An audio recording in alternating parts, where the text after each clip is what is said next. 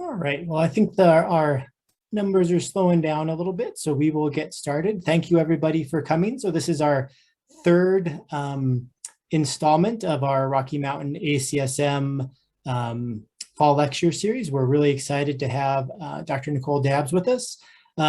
Just a reminder, at the end of the webinar, you will get a short little survey. If you could please fill that out. It's going to help us with planning for next year's. So I'm going to let Evan Johnson, our president, introduce Nicole, and then we'll get started. All right. Well, thank you, Ben, and thank you, Dr. Dabbs, for joining us tonight for our third and final installment of the Rocky Mountain ACSM Fall Lecture Series. Just as a brief intro, Dr. Dabbs did her undergrad and master's at California State Fullerton. Then she went on to do her PhD at the University of Mississippi, not Mississippi State. And now she has been back at Cal State and San Bernardino since 2013, where she's a professor and is going to be presenting some data tonight about some short track speed skating. Thank you. Let me pull up my slides.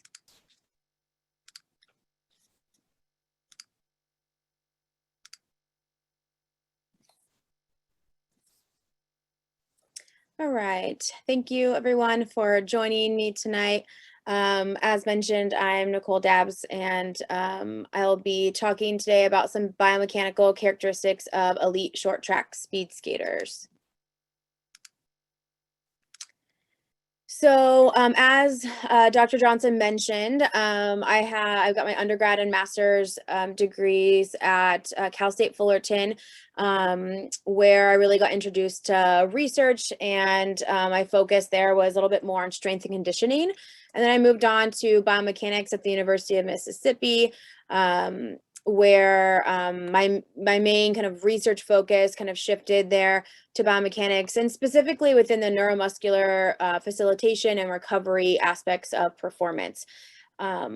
So that's kind of where I'm at. And then of course I'm at Cal State San Bernardino now, and I kind of run the biomechanics lab here.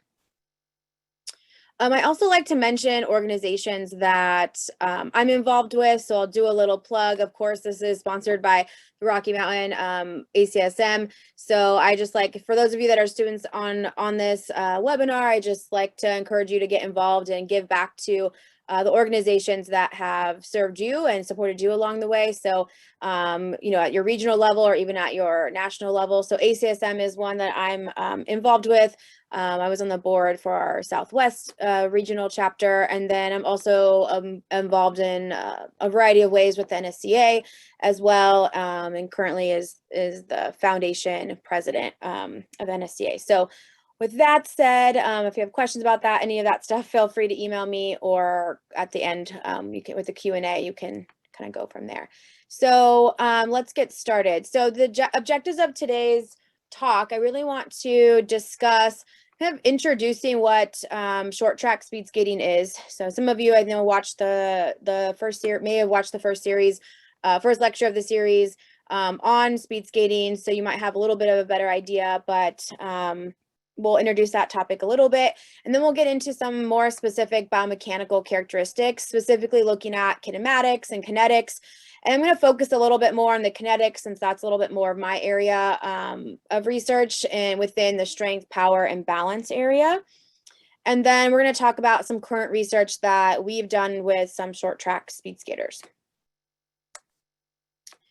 So let's kind of talk about short track speed skating here. So these are competitive competitors on the ice, right? So we can think about other sports on the ice like hockey and figure skating.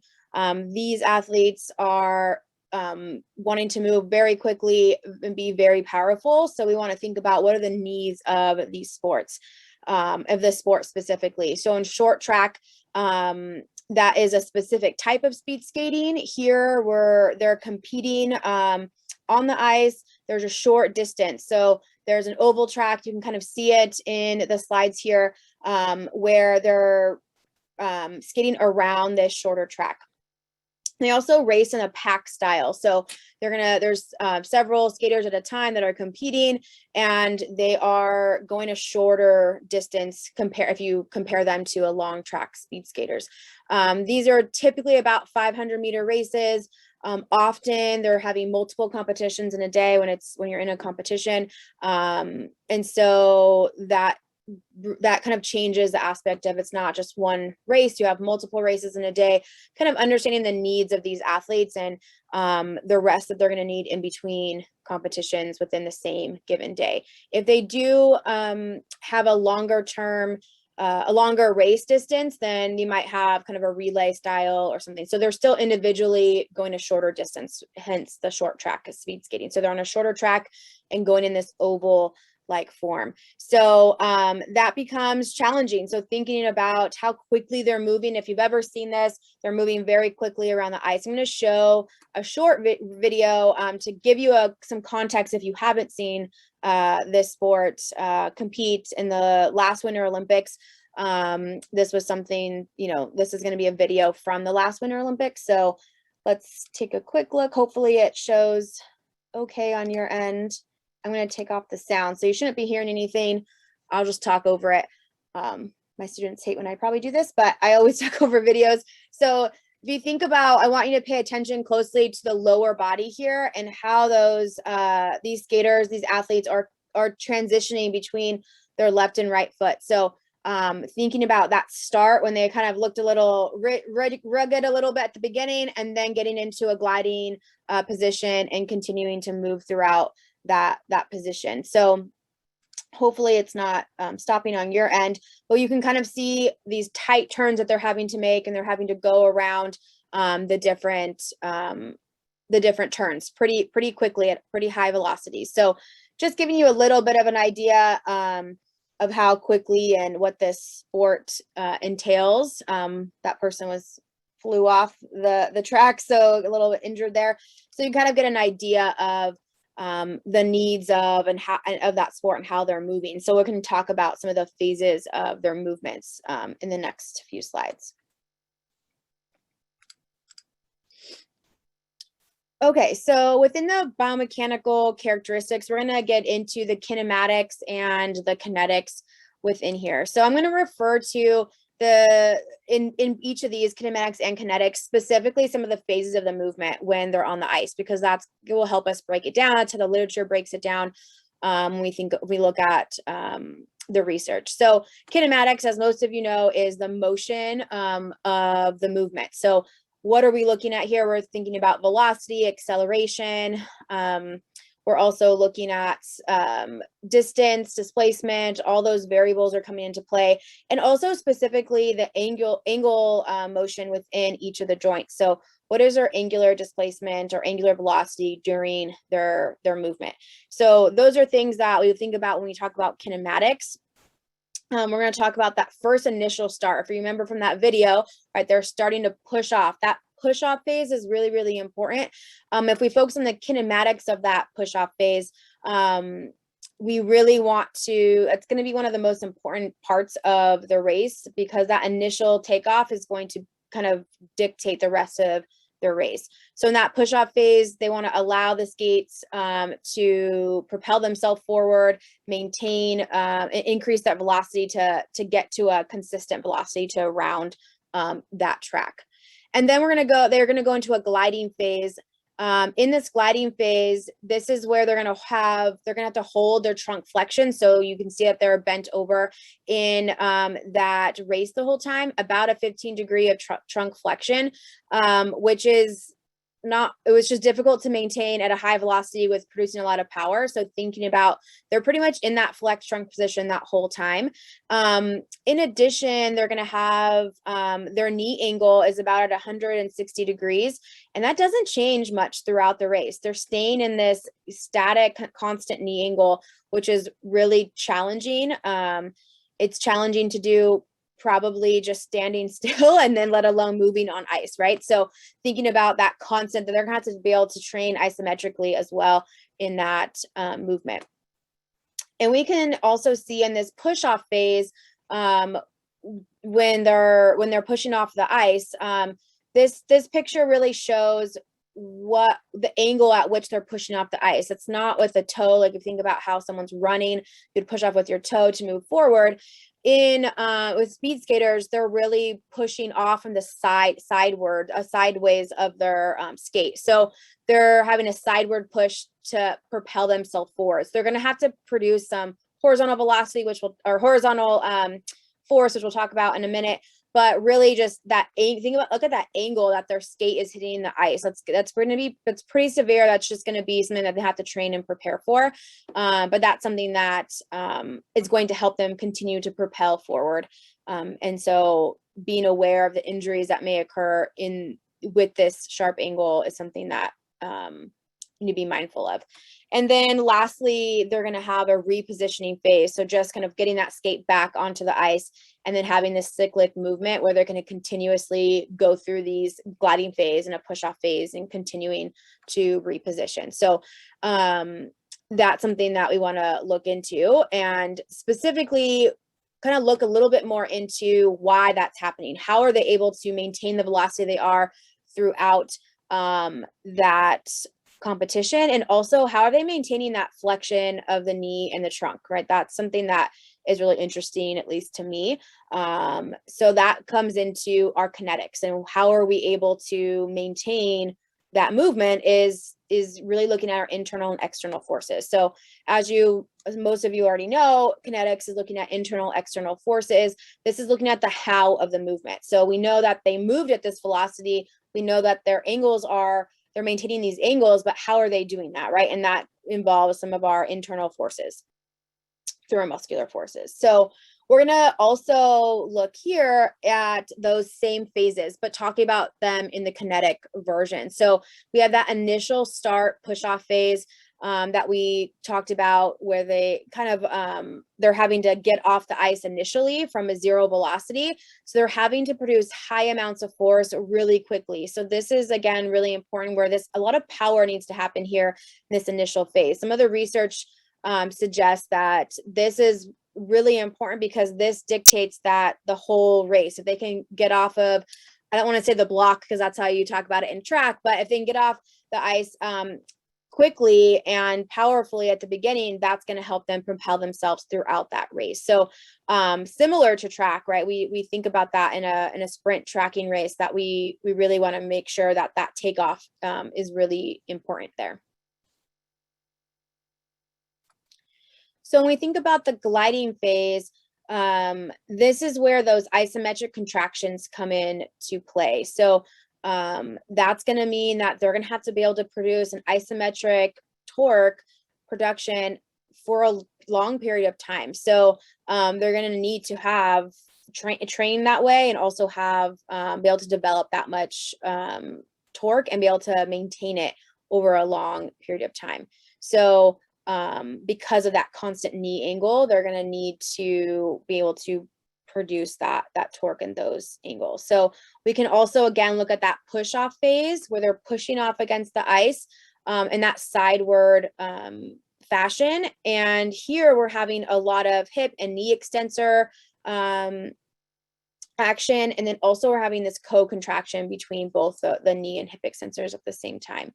And then we also have this force that the skate is pushing against the ice to produce horizontal and vertical forces. So when we have both of those, that's really important. We're used to, if we think about a sprinter on ground, that they're going to have a lot of vertical forces that they're producing. There's a lot of this horizontal force that's happening with the skate. And so that's how they push off to continue to propel themselves forward. And of course, this helps them as an athlete continue their momentum and continue to skate around the track. And then of course, like we talked about before, they're going to have that repositioning phase, making ground reaction force with the ice, and then allowing them to reposition and kind of continue that cycle and that cyclic movement. So there is some research out there that does talk about how the kinetics and kinematics change throughout the different phases of the track, because they're on this tight curve. There is kind of some different research that supports how they change a little bit throughout there. I'm not going to get into the details about that today, but that is something to think about if you are working with these athletes or are just curious. There is some research that talks about those different phases, and not these phases, but the phases along the track. So that could be something else to kind of look into. So I want to hone in a little bit more on this torque development in this, which essentially is what we can call strength. And so this allows, this is obviously a key component to these athletes having a lot of torque development in the knee, in the hips, and to be able to maintain that as well throughout the competition. Now they are sprinters, so they are doing this for a short period of time, but it is something that they need to be able to maintain and throughout the competition. So isokinetically, this is going to mean that they're going to be during the joint motion, so they're moving and they're pushing off, so they're changing that angle, is going to be something that they're going to have to use when they're repositioning, right? So they're going to use that isokinetic motion during that push-off phase and that repositioning phase when the skate's going back on the ice. And then, of course, as I mentioned before, isometrically, that's going to be used more in that gliding phase. So being able to maintain that co-contraction during that gliding phase, because there's periods of their competition where they're gliding for a good amount of time, and they're really going to have to hold that isometric contraction going at a high velocity and then also pushing off with the other leg. So they're kind of going through phases of each limb. And so we can see that some of the research supports that the higher amount of force that we can generate in these elite athletes. So a study looked at comparing elite versus trained speed skaters, and the elite athletes were able to produce a larger amount of power production. So there was really no other differences, but they saw, this is the only difference they saw, that there was a greater power production. So they were able to, because of their elite status and probably their training regimen, they were able to produce a higher amount of force with a higher velocity, giving them the most amount of power output when they're generating those on the ice. So they were able to measure that, and so that was something that really stuck out to me, because that's really what's going to differentiate that elite level versus a trained skater, right? Getting them to that next level is something that we want to be able to train people to be powerful, these athletes to be powerful, and ultimately getting them to a high elite performance. So the next, that kind of leads into the power development stage. Obviously, if you have talked about, worked with athletes at all or know any of the literature with athletes, power development is often the most essential, the king of all variables, as one of my mentors used to say. So this is going to be that king of all variables. The power development ultimately is what is going to help these athletes. Of course, there's several things that help the athletes, but at the end of the day, this power is going to be essential. So we want to look at the strength and velocity separately. And so when those are kind of both strengthened or increased, then we can increase this power development and this performance for the skaters. And the power development is used to help, some of the research suggests that the power development is helped to overcome the ice and air friction. So obviously being on ice is going to develop different issues that we have with friction, and so that's the power development is going to help overcome those issues that we have with ice and air friction, going around those corners, having the skate on the ice there. That's going to be something that power development is going to help with overcoming. And then again, to just reiterate that power development is really, really essential in that initial push-off phase at the start. So something that we haven't really talked about is balance and stability. So, this is something that really isn't present in the literature, and something that I think would be a major component of this sport is how stable and are these individuals on the ice. And so clearly these athletes have been skating on ice for a long time if they're at elite level, or at least a good amount of time that they can maintain their balance and stability. But what does that really mean? I mean, we think back to that video and we're seeing these speed skaters going around that track. You know, that's something that we want to think about. How are they able to maintain that balance throughout that whole time? So, you know, if you're not familiar with balance, what balance is, you know, defined as maintaining your center of mass of your body within your base of support. Now, if you're an athlete on an ice skate, your base support is pretty minimal, right? And so you're having to maintain your balance within this small base of support, which obviously is challenging. Now you throw on a pack of people skating with you, you're on ice, and you're going at a high velocity, turning tight corners, right? So you have to be able to have a good amount of balance here to maintain that. Now, elite athletes are going to be pretty solid because they've been training on ice for a while, but thinking about novice that are coming up in the sport or just working on ice in general, they're having to learn that that balance, that skill of being stable on the ice. So again, there's lack of literature in this area. There's really nothing to support, you know, how speed skaters, what their stability is or balance is off the ice, let alone on the ice. So thinking, obviously they're able to balance enough on the ice to compete at these high levels. So it's really thinking about what does that mean? How is that a need that we could maybe assess as an assessment tool and help help them improve potentially on the ice as well. So really want to think about, again, if we look back at that video, those periods of single leg support or single limb support, this is thinking about, there are times when they're on the ice that only one limb is on the ground, right? So only one skate is on the ground. So again, not only are they going through all these scenarios where they're limiting, they're challenging their body with their balance, but they're also then sometimes only being supported by one limb or one skate in this case. And going through those turns. So that's something just to kind of keep in mind. We're going to talk a little bit more about balance as we move forward, but that's something that I think in the speed skating area, not just short track, but there's really just not any evidence to kind of that talks about balance or stability, at least that I found.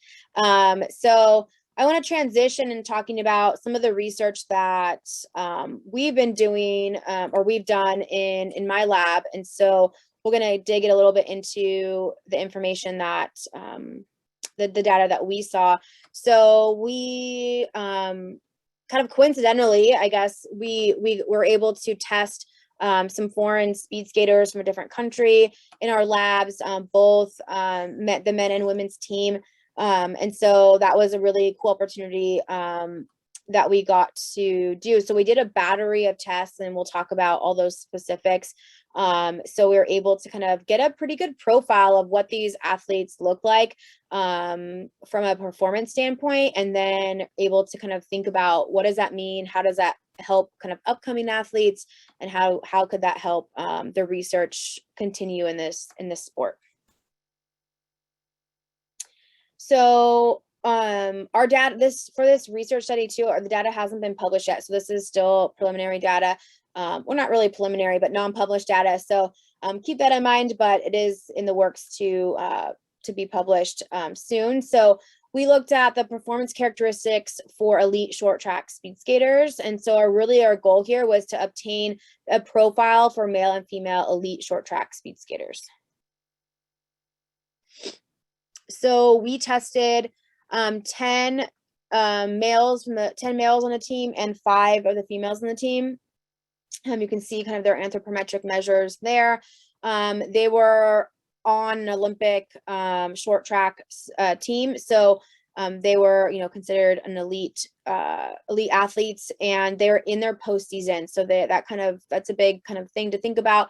We're looking at the data as where they're at in their season. So they're kind of on the recovery end, so of their training. So thinking about what those numbers and how they maybe could shift potentially in a different season. And then the exclusion criteria were, of course, if they had any injuries. So if they weren't cleared to play, we didn't test them. And so I'm going to go through and talk about each performance measure that we tested in the order that we tested. So we did all of the testing for these participants in one day. So they went through quite a bit of testing, and they were rock stars. They went through it and without skipping a beat, and we put them through the ringer. So I felt like they're pretty high end. So it was really cool for our students to get the experience of testing these athletes, these high level athletes, and kind of seeing their numbers, comparing them to themselves in the classes, and knowing that they're kind of way above some of our standard norms. So I'll kind of briefly go through what the tests are that we did, so you kind of understand where our measurements came from. So we assessed single leg balance using the Biodex balance system. So we measured both left and right legs to measure and assess sway. So sway was going to be how much they shifted during the test. We also measured vertical jump. We used both a Vertec to measure vertical jump height and an AMTI force plate. This allowed us to simultaneously get force production and vertical jump height at the same time. And then we could calculate power output as well, and some other variables from the force data.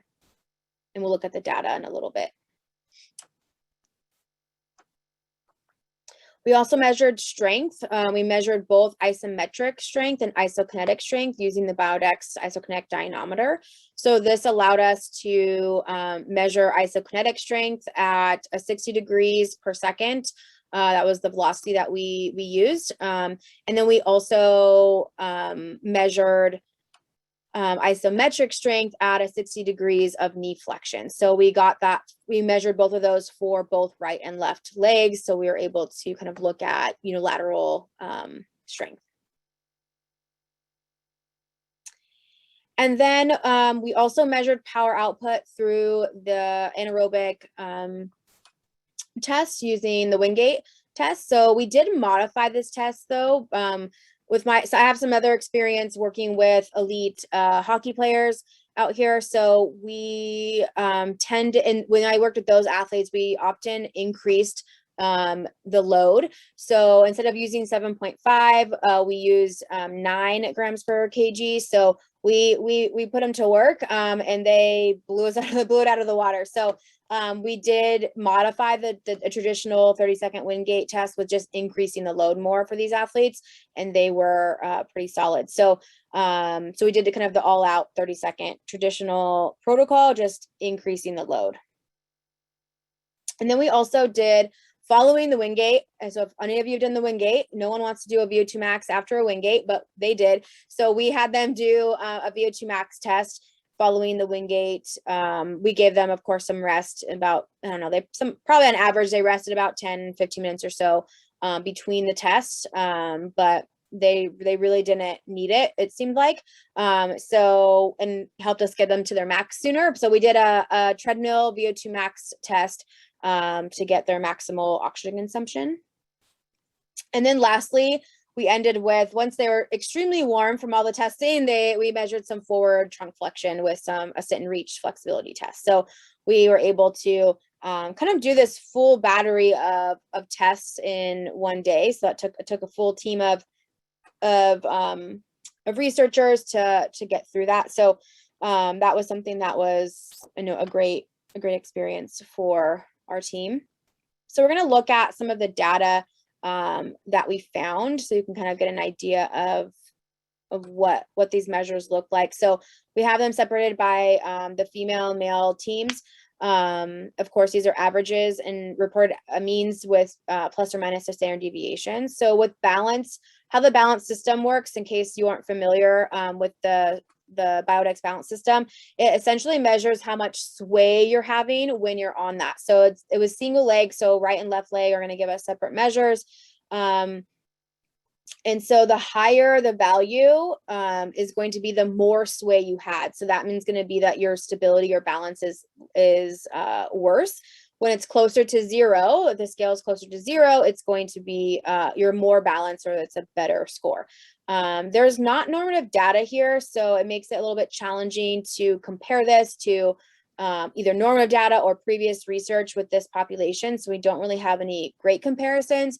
We, of course, can look at the difference between males and females. We didn't statistically run this, but because that really wasn't our concern at this point, is really just building this profile for these athletes. However, I could give you kind of an estimate from some previous research that I've done with our D2 athletes here. We've had kind of an average sway for our male athletes were 1.86 to 1.7. So a little bit higher than our male athletes here that we had tested previously. So, so the balance was a little bit better with these male athletes, and our female athletes were a lot better. So I don't have any comparison data for that, but traditionally males are taller and females are shorter. I had to go back to our anthropometric data, but because of that, height makes kind of a difference within the balance, within balance measures. So that could be some of that. So if we move on to vertical jump performance, we specifically measured vertical jump height. You can see those measures here. This is in centimeters. And then we also measured peak power. This was calculated through the force plate, calculating through our force plate data. And I'm bringing up some normative data so you can kind of make a little bit of a comparison of where these athletes were. This is in the blue, you're going to see our data for both males and females. And in the gray, you're going to see the normative data at the highest level. So this is going to be the above average, well above average category. These are the norms from Patterson and Peterson. Keep in mind, these are the norms that are from the prediction equation norms with the Sayers equation. So they're a little bit off, so they're not like true norms, but it gives you just a little bit of a scale of where these athletes are. Now think about speed skaters jumping. They're not so great at doing that. So they don't really jump ever. So they weren't that coordinated in this effort. They obviously still produced a lot of power, but probably not the best way to measure their power output. And we'll see kind of how their numbers were on the cycle, the Wingate test. But it is, of course, a way to measure power, and they did okay. But I don't think it really matched probably their need or their expertise. So if we move on to the strength measurements here, we can look at, we kind of got a lot here. So we have right leg and left leg separated, and then we have specifically, we can look first at the quad peak torque. So this is going to be during the isometric torque measurements. So we looked at peak torque isometrically, and we can kind of look at the difference between the right and left leg, and then between male and female, even if we would care about those differences as well. And then of course, the hamstrings, we can look at those as well, the strength in each of those. And more importantly, we can, in a minute, we're going to compare these values, the isokinetic values, to some of the previous data, specifically with speed skaters. So that will give us some context, kind of if our skaters were similar to some previous research as well. This is the isokinetic data, so going through a motion at 60 degrees per second. And so we can kind of see the difference here between right and left leg. They're not too different, which is good. And then same thing for the hamstring. So we see some bilateral consistencies here. And then if we wanted to compare the isokinetic, there's some research out that specifically looks at the isokinetic torque. However, this study looked at both 30 degrees per second and then 80 degrees per second, and we looked at 60. So we were kind of like in between as far as the velocity goes. And of course that affects, if we're familiar with this, the force velocity curve, that affects our torque output here. So we can look at these numbers. Specifically, they had both male and female skaters. So our numbers are similar, a little bit different. And of course, I think that difference comes from the difference in speed and the velocity of the movement. So that's for knee extension, and then knee flexion. We see some similar numbers here as well. A little bit more off probably in in this set. All right, and then our next measurement was anaerobic power with the Wingate. This was that modified increased load of the Wingate. And so we have some absolute power here, but specifically looking at the relative peak power, which I think is really interesting. Even just looking at our data with males compared to females, the females, when it was relative, really had this high amount of power output. And these athletes need a lot of power, right, for this sport. We talked about that. So so we can look at this relative peak power compared to the normative data. And this here for the Wingate test, we can see here in the blue is going to be the short track speed skaters, and then the gray is the norms. So the females and males were both way above the highest kind of ranking of category within the norm data. Of course, again, we increase that load, so that kind of changes that scale anyways a little bit, but it at least gives you some context with that information. So I think that's pretty interesting to look at. And then we can also compare this to some previous research. There was a study that has measured, that we looked at already with the isokinetic data. They also looked at mean power, and also they looked at VO2 max. So we can kind of do some comparisons to kind of see if our athletes were in a similar range as these other athletes. So we can see here comparing the male and female athletes here. They tested both sprinters and all around. So that might be a little bit different, but and I think they use the general standard Wingate load. So again, that might account for some differences here, but our females again tested pretty high in their peak power. So we can move on to our VO2 max measures. So looking at cardiovascular fitness, looking at our males and females. Now for, determining this need for this sport, because they're short track, they don't have, they don't need a ton of aerobic fitness, but obviously they need to have some in their VO2 max. Their oxygen consumption is still very, very good. So they're well above the norms of the highest category. So they're looking pretty good. I'm sorry, they're a little bit below the norms in this category. So that would probably be expected for this population, but they still both fell within the above category. They're just not higher than the norms.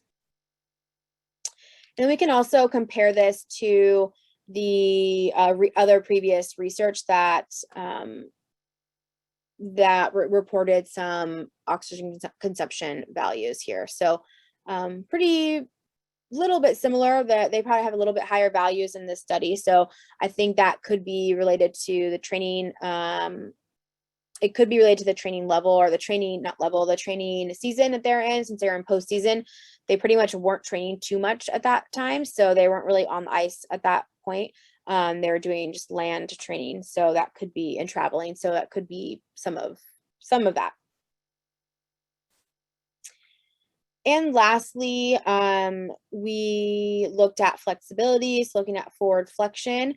They had pretty good numbers with their forward flexion. So I think that is something that is interesting, that most research really hasn't looked at either, too much of the flexibility with these athletes. So that's also, along with balance, something that could be looked at a little bit more. So looking at their numbers compared to normative data, this is something that we can look at within ACSM guidelines, and so they fell above the well above category. So clearly they do a lot of forward flexion in their sport, and was able to do that on the ground and off the ice as well. So that was something that was really interesting to see.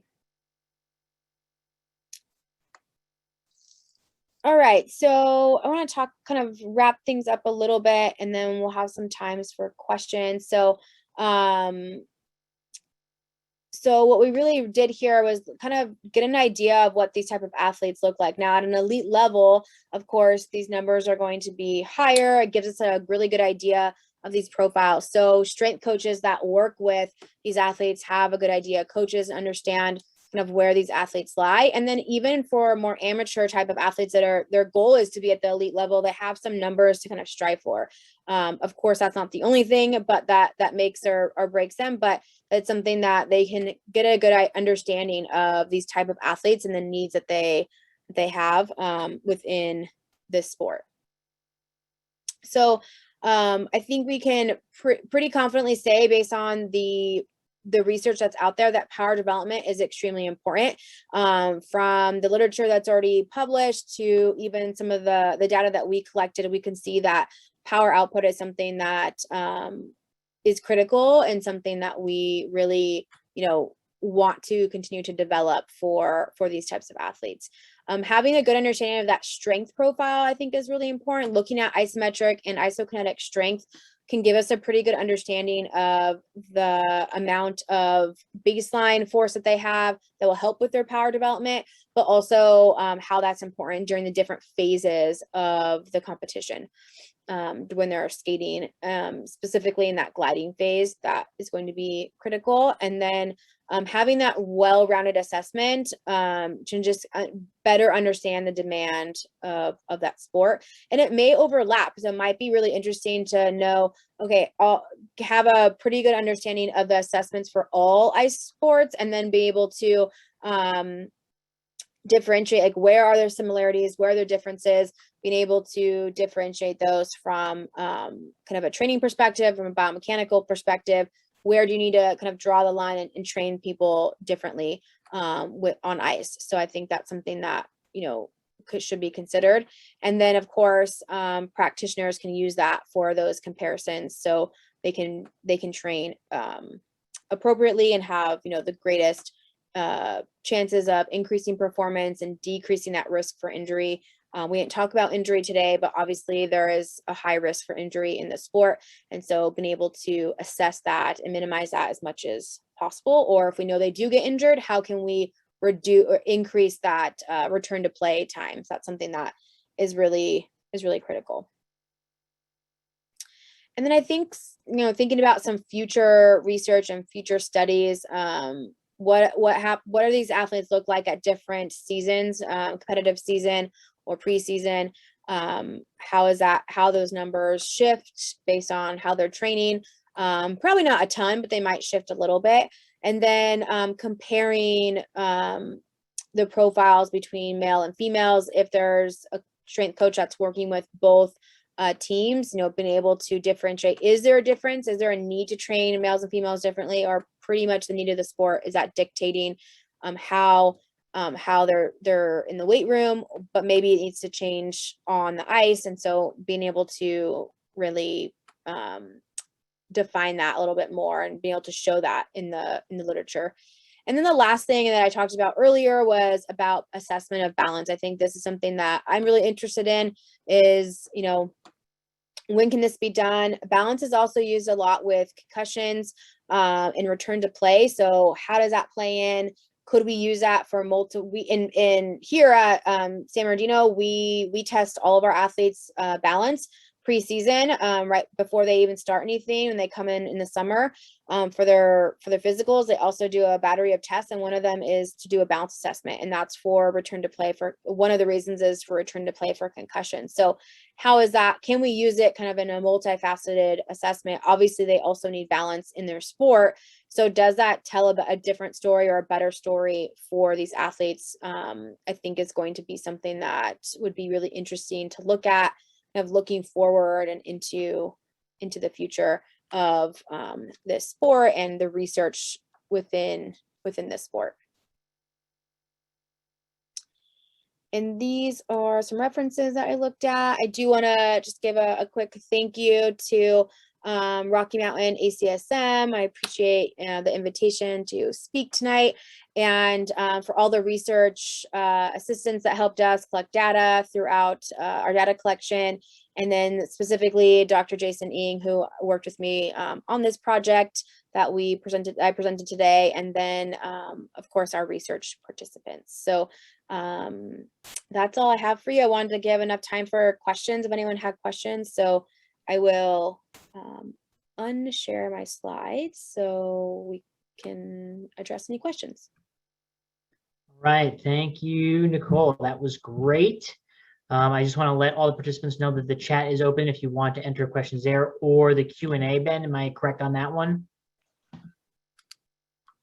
We got a great question here about the Zoom being recorded. Yes, we do have that. Stay tuned. If you can follow me on Twitter, that's where I post that. Also, Ben is our Rocky Mountain ACSM web guru, one of the many hats that he wears. And you can also find the links to this lecture and all the past ones on our Rocky Mountain ACSM website. And those are just a link right to YouTube, so you can watch it there.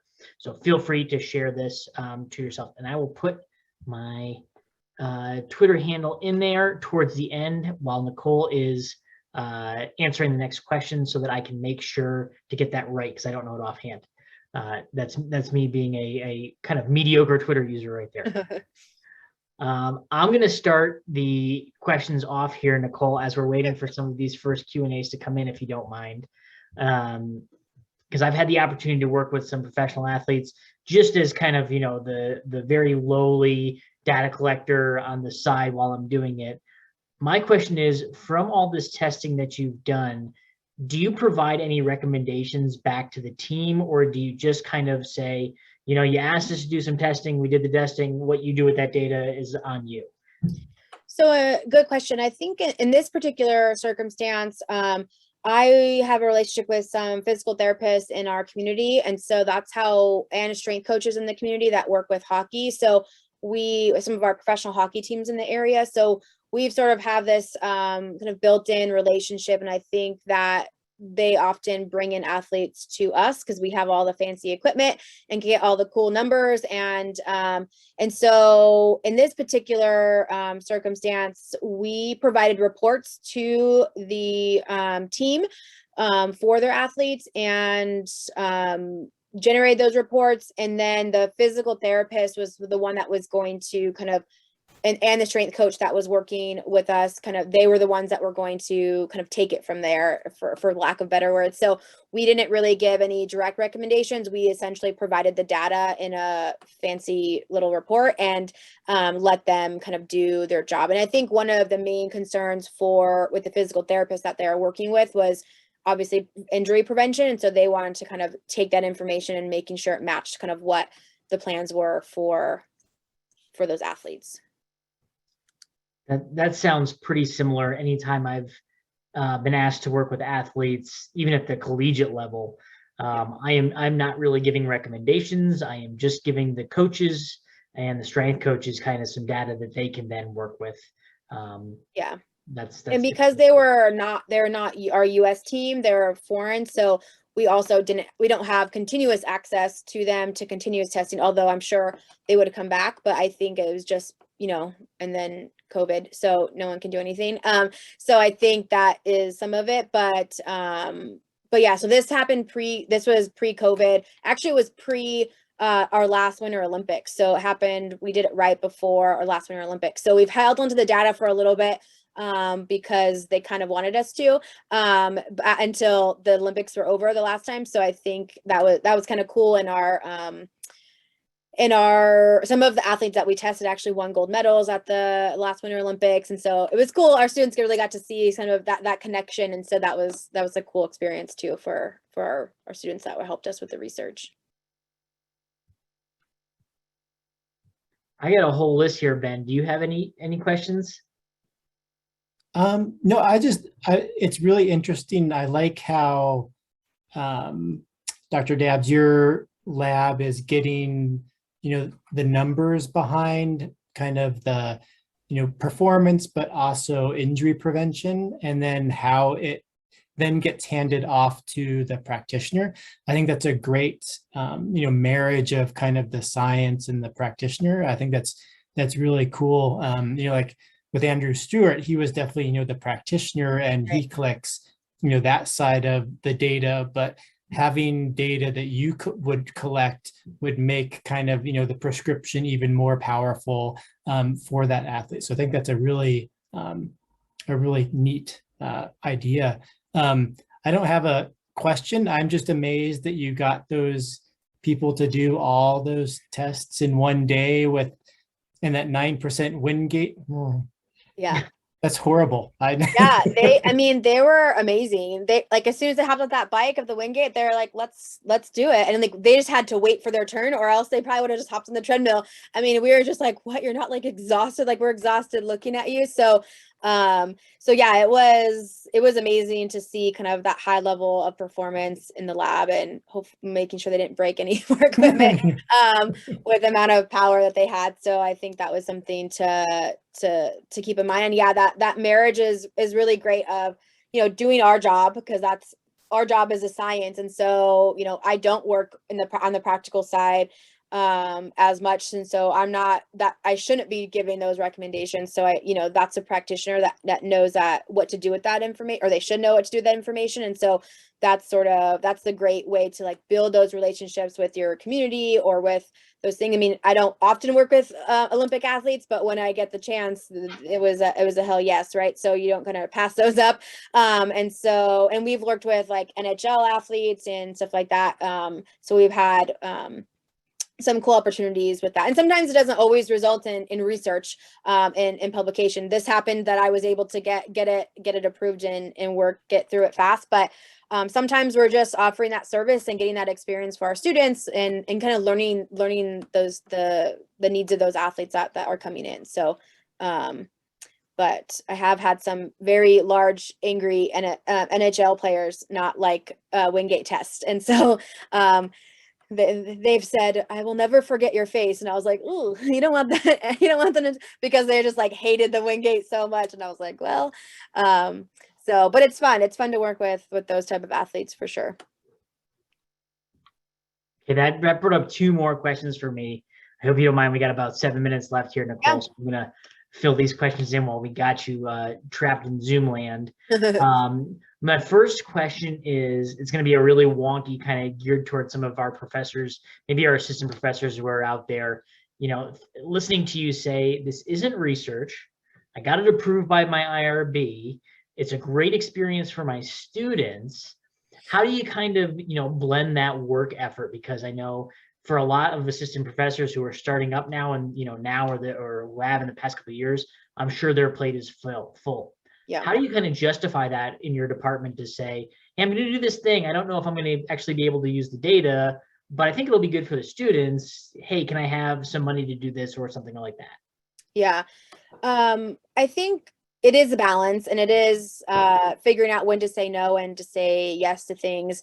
And I think it's, making sure you have lines of research that you can publish with, and things that making sure you can get out papers and different things for, to stay on track to get promoted for your reviews. But I think building those relationships, because I built relationships with doing non-research things before this particular data collection, I was able to then, continue, because I built those relationships, it then led to this project, and probably will lead to more. I think actually would have led to a lot more if COVID didn't happen. So there is some opportunity, and I'll get calls from, from the PT that has a lot of connections. And so he'll call and say, hey, do you think we could do this? And I was like, well, COVID's here, so we can't do anything on our university. But I'm on the IRB, I'm the chair of the IRB here. And so I wasn't at the time, I guess, but I was on in the IRB. So I kind of knew, our timeline and what was realistic, and if we could get something in with the timeline that we had. And so I had to, get that through, but I did do it knowing that there was a chance that it, I didn't know how the data was going to go. It's like, they're here for only a couple of days. We only had 2 days, 1 day for the males and 1 day for the females. And if something went wrong, like, that was it. And so we just, you kind of have to take that risk. But, we're at a Cal State. And so we really, not that anyone else doesn't value this, but at the Cal States, we really value our students' involvement and success. And that's something that, when we get reviewed for the tenure and promotion process, that's something that we also value in that review process. So I think you have to also think about like what your guidelines are and who's kind of reviewing you or how that review process is, and if they value the student involvement and that like those experiences. We do. So I think that was, that's where I could also give some time to that. But it did take a lot of time and coordination and training students to make sure we could like have this show run, because it wasn't like one person came at a time. It was, we had stations at every single lab and we were in a rotation and it had to work synchronously. So, and so that's just, just organization. Yeah, if I had to kind of break that down into kind of the different components, it sounds like don't put all your eggs into these type of projects, meaning this isn't your only thing. You have some other funded research going on in the background. Yeah. And think of it as a little bit of an investment, not as this is kind of just a one-off project, but this is, I'm going to show this group of people that I'm a good scientist, and then maybe in the future they'll want to do a larger project that actually can be research. Right. It seems like to me, if you think about people who are makers, people, oh, can you do these measurements for you? It'll be great exposure for your lab. And you want to say, okay, not necessarily, we need to actually have something tangible from this. Yeah. Yeah. And we've done it in a different variety of ways with, we've done with like San Bernardino SWAT, with San Bernardino County SWAT. We would bring them in. They just wanted to get tested to see where they were. And we were able to then, after doing some general assessment, we were able to then convince them to volunteer for a research study. And so then we kind of built those relationships. And so I think doing that helps kind of increase those opportunities as you proceed. Okay, here's my last question, and then I'll let Ben take us on out. Unless am I missing anything here, Ben? I think we're good. What skills? I could probably list them besides the Wingate testing from like undergrad ex-phys and from your undergrad curriculum. Are you still using today in high level research?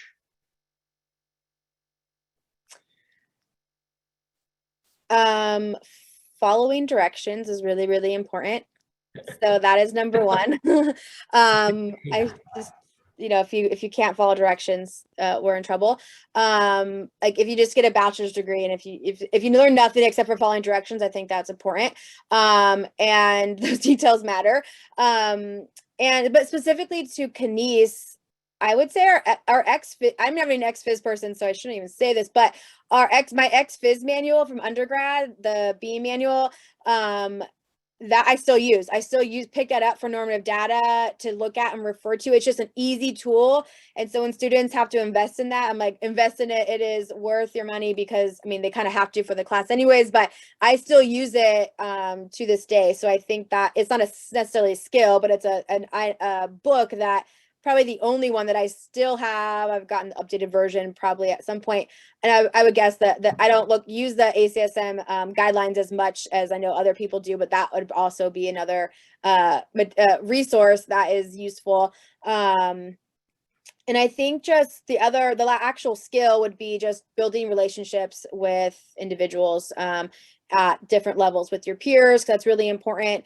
At conferences with people that you look up to, with your mentors, with non-mentors, with, making different connections along the way. We all have kind of, how even you and I met, we're through a faculty that, used to be a student that you went to school with, that I went to school with at different universities, and, all the things. So it becomes this network. And so I think that network is really, really important, because I sent a student over to you and you got a student, one of our students now. And so it becomes this thing that it is who you know, but you also have to have kind of that minimum criteria, but you have to be able to then show who you are and show up and come ready to play. And so I think you can't just expect that things will just happen. You have to, really put yourself out there and try and take initiative. I think that's kind of the key thing. And all the research skills that you learn, it's going to help you. Whether you do research for the rest of your life, those skills are transferable skills to almost any field. Is just practicing communicating to other people and how you do that. And so I think I like to tell students want to go into all these different areas, and it doesn't really matter. It's like being involved in the lab is going to help you no matter what you do. It's going to build those foundational skills that will transfer either to our master's program, to our clinical program, to Starbucks. I don't really care where you, I mean, hopefully not just, that's not their goal, but if that's their goal, that's fine. But it's going to help, right? Talking to people and practicing talking, which we've all not been able to do as much with COVID, and getting that hands-on experience is always going to be useful and take you, you know, to the next, whatever the next thing is for you. Yeah. Well, thank you, Nicole. Ben, anything else to add? Yeah, no, I completely agree. I think our profession is actually a lot smaller than people think. And that can be a good thing and it can be a bad thing too. So yeah, no, I definitely agree. Nicole, that's great. Thank you so much for taking the time to be with us this evening, this afternoon, late afternoon. It's for only you. 1 hour away. Ben. Yeah. It's dark, so. Yeah. We do appreciate it so much. Thank you again for being with us. Those of you that hung on again, if you could please just fill the little survey out when you're done. I appreciate it. Do keep an eye out for information regarding this webinar, but also information regarding our annual meeting that will be coming up in the spring.